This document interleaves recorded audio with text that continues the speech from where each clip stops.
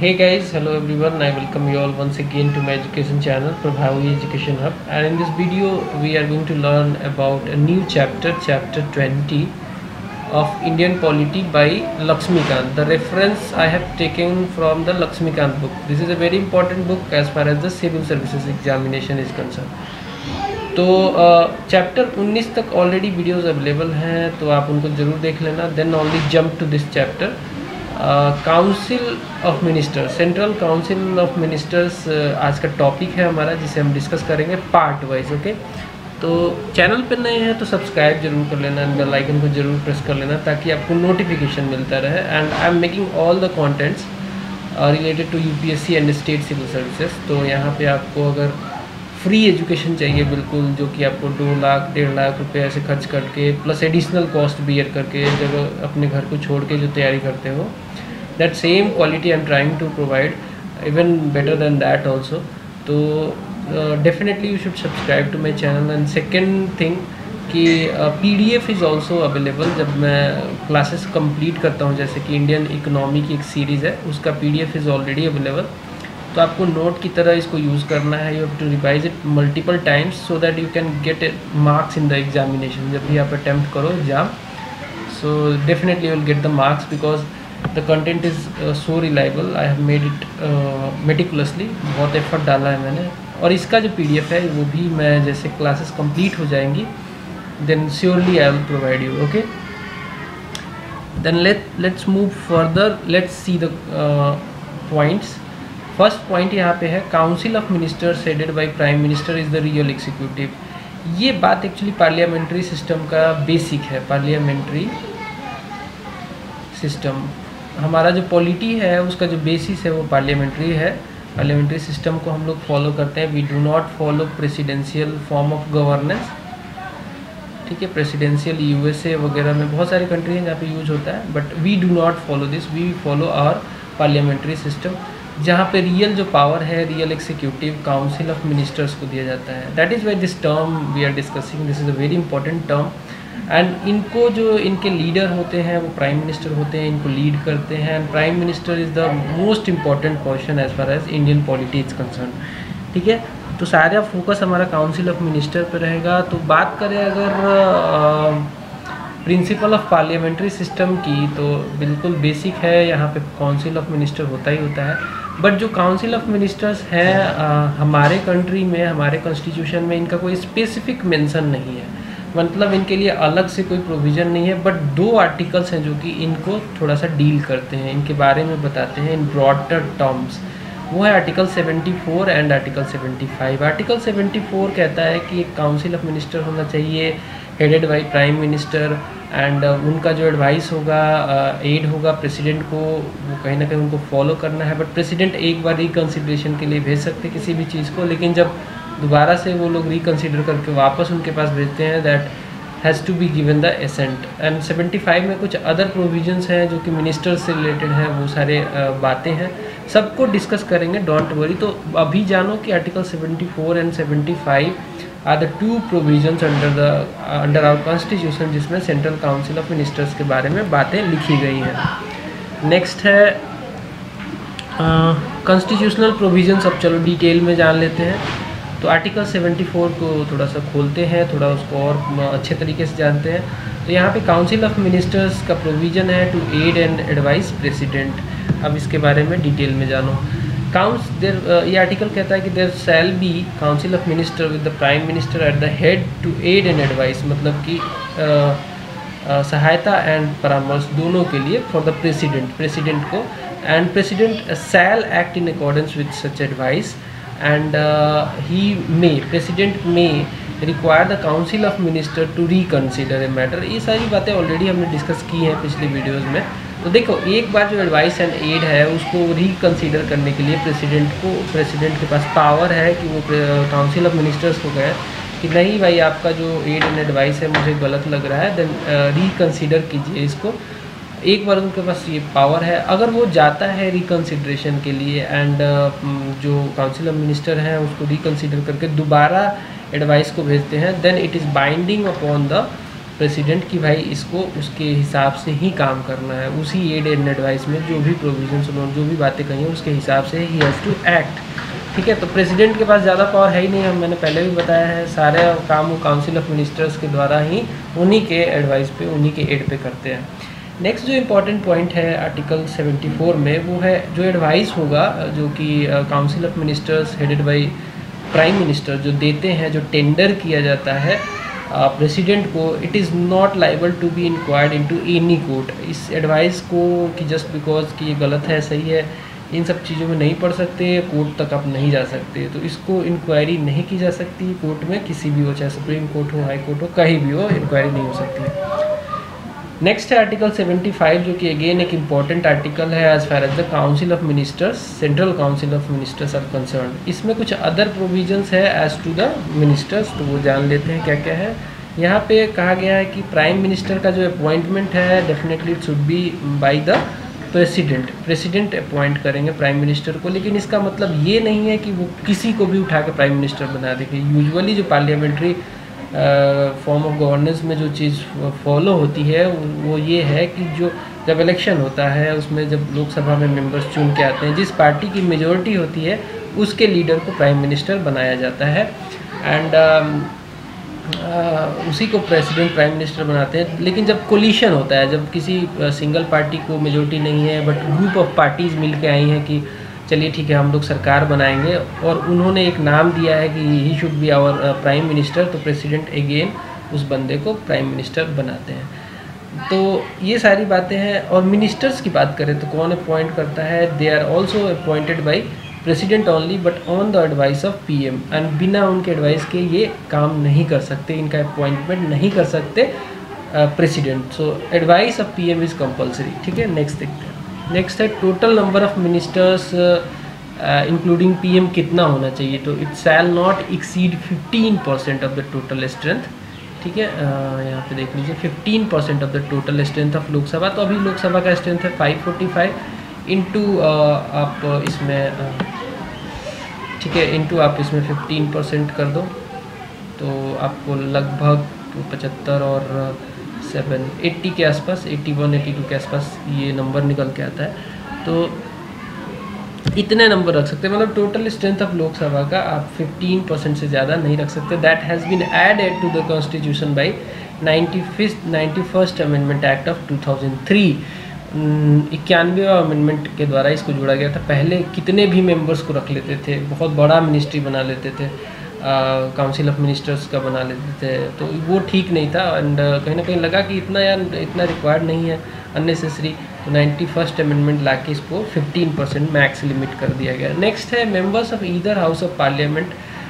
देखिए जो मिनिस्टर्स होते हैं, मिनिस्टर्स जो बनते हैं वो कोई भी बन सकता है, किसी भी हाउस का बंदा बन सकता है, वो चाहे लोकसभा, 2 हाउसेस है, सिंपल सी बात है, 2 हाउसेस है, यहाँ पे राज्यसभा है लोकसभा है, तो इसका मेंबर या तो बन जाए या इसका मेंबर, किसी के भी मेंबर को मिनिस्टर बनाया जा सकता है। लेकिन क्या होता है कई बार कि इन दोनों के मेंबर नहीं है कोई, लेकिन फिर भी उसको कुछ मिनिस्ट्री देनी है। जैसे कि रिसेंट एग्जांपल था अरुण जेटली का, इससे पहले वाले इलेक्शन में अरुण जेटली साहब अब नहीं है, बहुत शोक व्यक्त करता हूँ मैं भी। तो अरुण जेटली का जो 2014 में जब बीजेपी जीत के आई थी तो उनको फाइनेंस मिनिस्ट्री दी गई थी, बट ये बेसिकली लोकसभा इलेक्शन नहीं जीते थे, ठीक है, बट राज्यसभा से ये थे बेसिकली। एनीवे, बट मैं बताता हूँ कि यहाँ पे राज्यसभा और लोकसभा का कोई मेंबर नहीं भी है तब भी उसको मिनिस्टर बनाया जा सकता है, ज़रूरी नहीं है कि मिनिस्टर नहीं बनेंगे, but max period 6 month, 6 month के विदिन में या तो वो लोकसभा का मेंबरशिप ले लें या फिर राज्यसभा का मेंबरशिप ले लें। तो यूजुअली वो मैक्सिमम टाइम यही होता है कि राज्यसभा का मेंबरशिप दिला दिया जाता है पॉलिटिकल पार्टियों के द्वारा, यही होता है, मतलब 6 महीने तक maximum he can be minister without the membership, having membership of either of the houses, either Lok Sabha और राज्यसभा। बट अगर 6 महीने से ज़्यादा बिना मेंबरशिप के रहेंगे तो he will be disqualified as a minister. ठीक है, आगे बढ़ते हैं। नेक्स्ट पॉइंट है यहाँ पे जो मिनिस्टर्स है, they hold office during the pleasure of president. तो मतलब जैसे कि पीएम के साथ कंडीशन है, PM also hold office during the pleasure of president. That doesn't mean कि प्रेसिडेंट अपनी मनमानी करेंगे जी, किसी भी मिनिस्टर को कभी भी हटा देंगे, ऐसा नहीं होता है। जब भी किसी मिनिस्टर को हटाना होता है तो उसके लिए ग्राउंड जो अभी तक ऑब्जर्व किया गया है, जो देखा जाता है, वो यही होता है कि पीएम के साथ उसका डिफरेंस हो जाता है, उसके ओपिनियंस डिफरेंट होते हैं पीएम के साथ, एंड वो एग्री नहीं करते हैं मैटर पे। तो पीएम के पास ये पावर है कि ही शैल आस्क हिम टू रिजाइन, और he can advice, PM can advice president कि आप इसको हटा दीजिए, डिसमिस कर दीजिए। तो ऐसा होता है, but constitutionally they are working under during the pleasure of president only, but एक प्रोसीजर है, ठीक है। देन नेक्स्ट बात है यहाँ पे कि कॉलेक्टिवली जो मिनिस्टर्स हैं, council of ministers, they are responsible to the Lok Sabha, not to the president. ऐसा मैंने कई बार आपको बताया है, they are collectively responsible to the Lok Sabha. Lok Sabha मतलब कि जितने भी मेंबर्स हैं, दे आर रिस्पॉन्सिबल। जो काउंसिल ऑफ मिनिस्टर्स हैं वो सारे लोगों के रिस्पॉन्सिबल हैं, ओवरऑल उस हाउस के रिस्पॉन्सिबल हैं। तो इस कई बार आपने सुना होगा कि नो कॉन्फिडेंस मोशन पास किया जा रहा है और सरकार गिर गई, तो वो इसलिए होता है because they are responsible to the Lok Sabha. And Lok Sabha को जब लगता है कि इनके नंबर पूरे नहीं हो रहे हैं, या फिर नो कॉन्फिडेंस मोशन कई बार आ जाता है जिसमें लोग कहते हैं कि हम इनके काम से सहमत नहीं है, they are working against the electorate, तो वो क्या करते हैं, उनको नो मोशन ला के फिर हटाया भी जा सकता है। प्रेसिडेंट ओथ दिलाते हैं मिनिस्टर्स को, oath of office and secrecy. तो पीएम को भी एंड मिनिस्टर्स को भी, दोनों को ओथ कौन दिलाता है, प्रेसिडेंट दिलाते हैं। मान लीजिए कोई बंदा मेंबर नहीं है किसी भी हाउस का, तो वो 6 कॉन्सिक्यूटिव मंथ्स के लिए वो अगर रहता है, मिनिस्टर की तरह काम करता है, तो 6 महीने के लिए करेगा। वो सेम मैंने जो एक पॉइंट बताया था वही वाला है। 6 महीने तक कोई अगर दोनों हाउसेस का मेंबर नहीं है, तो मैक्सिमम 6 महीने तक वो मिनिस्टर रह सकता है, उसके बाद उसको हटना ही हटना है। Otherwise he should take the membership, तो या तो राज्यसभा का ले ले या फिर लोकसभा को फॉर्चुनेटली उसको मिल जाए तो ठीक है। देन सैलरीज एंड अलाउंसेस कौन डिसाइड करता है मिनिस्टर्स के, तो काउंसिल ऑफ मिनिस्टर्स की सैलरीज है, उनके अलाउंस पार्लियामेंट के द्वारा डिटरमाइन किया जाता है फ्रॉम टाइम टू टाइम। कई बार पार्लियामेंट इसको अमेंड भी करती है, बढ़ाती है, घटाती नहीं है। घटा सकती है लेकिन यूजुअली बढ़ाया जाता है, ठीक है। मैं एक ट्रेंड बता रहा हूँ, घटाया भी जा सकता है, कई बार आपदा आ जाए तो डेफिनेटली कम कर दिया जाता है 30%, 50%, जैसे अभी चल रहा है। अभी कोविड-19 एक बीमारी है, सबको पता ही है, कोरोना वायरस वर्ल्ड में फैला हुआ है, and it is a pandemic है, वर्ल्ड में फैला हुआ है, एंड सबकी सैलरी कट रही है, तो ठीक है, इनकी भी कट सकती है। आर्टिकल 77 एक इम्पॉर्टेंट प्रोविज़न है जो अगेन थोड़ा सा हमें जानकारी देता है about the council of ministers, इनकी चर्चा है इसमें।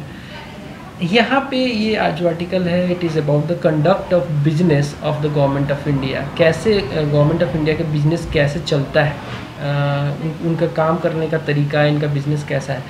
तो देखिए, जितने भी एग्जीक्यूटिव एक्शन होते हैं गवर्नमेंट ऑफ इंडिया के, वो सब प्रेसिडेंट के नाम पे लिए जाते हैं। प्रेसिडेंट के नाम पे, उन्हीं के सील पे सारे एक्शंस लिए जाते हैं गवर्नमेंट ऑफ इंडिया के।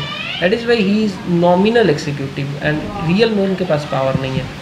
नेक्स्ट जो है, orders and other instruments made and executed in the name of president shall be authenticated in such a manner as may be specified in the rules to be made by the president. तो ये simple सी बात है, इसमें ज़्यादा दिमाग लगाना नहीं है। जो भी ऑर्डर्स एंड इंस्ट्रूमेंट्स जो कि प्रेसिडेंट के नाम पे निकल रहे हैं, उनके सील पे निकल रहे हैं, उनको ऑथेंटिकेटेड माना जाएगा in such a manner as specified in the rules to be made by president. जैसा प्रेसिडेंट अपना रूल बनाएंगे, सिंपल, इसमें कुछ ज़्यादा है नहीं।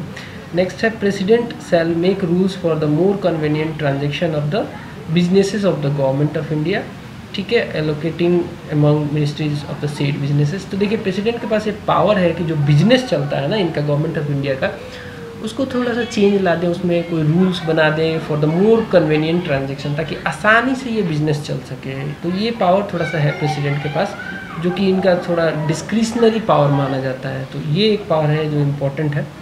तो बिजनेस के लिए जस्ट मतलब कैसे काम करना है, क्या करना है, इसके लिए प्रेसिडेंट थोड़ा सा चेंजेस ला सकते हैं, दैट्स ऑल। नेक्स्ट है यहाँ पे आर्टिकल 78 जो कि ड्यूटीज़ ऑफ प्राइम मिनिस्टर को बताता है, क्या होनी चाहिए ड्यूटीज़ की रिलेटेड टू प्रेसिडेंट, ठीक है। Article 78 duties of prime minister related to president, ये ऑलरेडी हमने डिस्कस भी किया पिछले वीडियो में। तो यहाँ पे 3 ड्यूटी है प्राइम मिनिस्टर की towards the president, that is to communicate president all the decisions of council of ministers related to the administration of union government, union government की एडमिनिस्ट्रेशन से रिलेटेड जो भी काम कर रहे हैं वो सब कुछ कम्युनिकेट करना है, मतलब बताना है प्रेसिडेंट को। पीएम प्रेसिडेंट को बताएंगे कौन? पीएम बताएंगे, ठीक है। दूसरी बात ये कि जो भी प्रपोजल आ रहा है लेजिस्लेशन के लिए, कोई बिल बन रहा है उसके लिए प्रपोजल आया है, कोई एक्ट बनाना है उसके लिए प्रपोजल आया है, तो उससे भी रिलेटेड जानकारी देनी है पीएम को। किसको? प्रेसिडेंट को। नेक्स्ट है कि अगर कोई इन्फॉर्मेशन मांगते हैं president specifically related to the administration या फिर प्रपोजल ऑफ लेजिस्लेशन, तो वो भी इनको पीएम को बताना है, फर्निश करना है। फर्निश मतलब ये जानकारी उनको सबमिट करनी है, देनी है पीएम के द्वारा। नेक्स्ट है if president so requires to submit for consideration of council of ministers, कुछ एनी मैटर, कोई ऐसा मैटर हो गया है जो कि जिस पे कोई मिनिस्टर एक्शन लेने वाले हैं, बट वो एक्शन लेने वाले हैं इससे पहले इस पर कंसिडरेशन नहीं हुआ है काउंसिल ऑफ मिनिस्ट्रेशन का, काउंसिल ऑफ मिनिस्टर्स का। ये बात को समझिए थोड़ा। होता क्या है कि कोई भी मैटर आता है तो काउंसिल ऑफ मिनिस्टर्स सबको कंसीडर करती है, मतलब देखती है, बिना उसके कंसिडरेशन में कोई मैटर आगे नहीं बढ़ता है। मान लीजिए प्रेसिडेंट को पता चला कि कोई मैटर ऐसा है जिस पे कोई पर्टिकुलर मिनिस्टर एक्शन लेने वाले हैं, बट वो कंसिडरेशन के लिए नहीं रखा गया है काउंसिल ऑफ मिनिस्टर को, तो वो पीएम को बोल सकते हैं कि भाई ऐसा कीजिए कि आप वो जो मैटर है वो काउंसिल ऑफ मिनिस्टर के सामने रखिए, ताकि वो लोग जानकारी लें उसके बारे में, कंसिडर करें उसको, देखें, सोचे समझे जो भी बातें हैं। नेक्स्ट पॉइंट देखते हैं यहाँ पे, आर्टिकल 88 है नेक्स्ट पॉइंट, ठीक है। ये बताता है rights of ministers as respect of the house. तो मिनिस्टर्स के कुछ राइट होते हैं रिस्पेक्ट टू द हाउसेस। वो क्या राइट होते हैं वो जान लीजिए। Every minister shall have the right to speak and take part in proceedings of either houses. तो वो चाहे मेंबरशिप उसकी किसी से भी हो। मान लीजिए एक मिनिस्टर है, फाइनेंस मिनिस्टर, जिनकी मेंबरशिप है राज्यसभा की, लेकिन है वो मिनिस्टर, और तो इनके पास ये राइट है कि ये दोनों सदनों में बोल सकते हैं, चाहे वो लोकसभा में हो चाहे राज्यसभा में हो, दोनों सदनों में ही has the right to speak and take part in the proceedings of either house, दोनों हाउसेस में। जब कोई ज्वाइंट सिटिंग होती है of the houses and any committee of parliament which may be named as a member, which he may be named as a member. मान लीजिए इनका नाम दिया जाता है किसी ज्वाइंट सिटिंग में, कोई मिनिस्टर है, फाइनेंस मिनिस्टर का ही नाम ले लीजिए, एंड ज्वाइंट सिटिंग हो रही दोनों हाउसेस की, और इनका नाम लिया गया कि आप भी उसमें मेंबर रहेंगे, या फिर कोई पार्लियामेंट्री कमिटी ऑफ पार्लियामेंट बना है उसमें भी इनका नाम दिया गया है, तब भी ये वहाँ पे बोलेंगे, उसकी प्रोसीडिंग्स में पार्ट लेंगे। But he shall not vote, he shall not be entitled to vote. मान लीजिए मेंबर है ये राज्यसभा के, फाइनेंस मिनिस्टर की बात कर रहा हूँ, एग्जाम्पल जो हमने लिया था, तो क्या वो दोनों सदनों में वोट कर सकते हैं? नहीं। पार्टिसिपेट कर सकते हैं दोनों सदनों में, but he can only vote into which he has holding membership. मान लीजिए राज्यसभा में मेंबरशिप है तो राज्यसभा में definitely he can vote. So इस क्लास में इतना ही जानेंगे, because we will learn it point wise, ताकि आपको मतलब बर्डन ना हो एक बार में। 5-7 मिनट का ब्रेक हो जाए आपका और आपका माइंड रिफ्रेश हो जाए। So that's all, bye. मिलते हैं अगले वीडियो में। एंड अभी तक आपने सब्सक्राइब नहीं किया, सब्सक्राइब कर लो, शेयर कर दो वीडियो को। That's all, bye.